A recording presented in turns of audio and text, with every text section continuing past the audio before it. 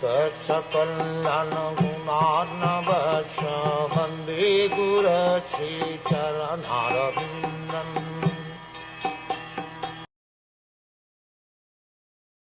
Sri Vyasadeva delivered it to his son, who is the most respected among the self-realized, after extracting the cream of all Vedic literatures and histories of the universe.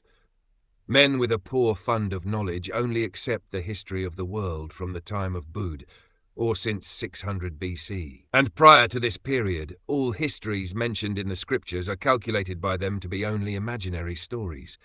That is not a fact.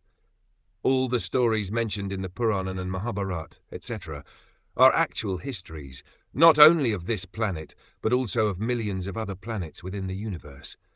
Sometimes the history of planets beyond this world appear to such men to be unbelievable. But they do not know that different planets are not equal in all respects, and that therefore some of the historical facts derived from other planets do not correspond with the experience of this planet. Considering the different situation of different planets and also time and circumstances, there is nothing wonderful in the stories of the Purans, nor are they imaginary. We should always remember the maxim that one man's food is another man's poison. We should not, therefore, reject the stories and histories of the Purans as imaginary. The great rishis like Vyasa had no business putting some imaginary stories in their literatures. In the Srimad Bhagwatam, historical facts selected from the histories of different planets have been depicted. It is therefore accepted by all the spiritual authorities as the Mahapuran. The special significance of these histories is that they are all connected with activities of the Lord in a different time and atmosphere. Srila Shukadeva Goswami is the topmost personality of all the self-realized souls, and he accepted this as the subject of studies from his father, Vyasadeva. Srila Vyasadeva is the great authority, and the subject matter of Srimad Bhagwatam being so important, he delivered the message first to his great son, Srila Shukadeva Goswami. It is compared to the cream of the milk. Vedic literature is like the milk ocean of knowledge. Cream or butter is the most palatable essence of milk, and so also is Srimad Bhagwatam, for it contains all palatable, instructive and authentic versions of different activities of the Lord and his devotees.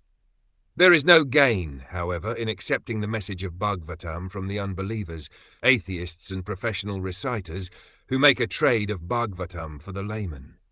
It was delivered to Srila Shukadeva Goswami, and he had nothing to do with the Bhagavat business.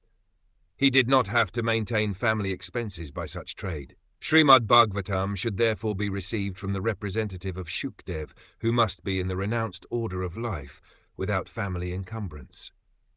Milk is undoubtedly very good and nourishing, but when it is touched by the mouth of a snake, it is no longer nourishing. Rather, it becomes a source of death. Similarly, those who are not strictly in the Vaishnava discipline should not make a business of this Bhagavatam and become a cause of spiritual death for so many hearers. In the Bhagavad Gita, the Lord says that the purpose of all the Vedas is to know him, Lord Krishna, and Srimad Bhagwatam is Lord Sri Krishna himself in the form of recorded knowledge. Therefore, it is the cream of all the Vedas, and it contains all historical facts of all times in relation with Sri Krishna. It is factually the essence of all histories.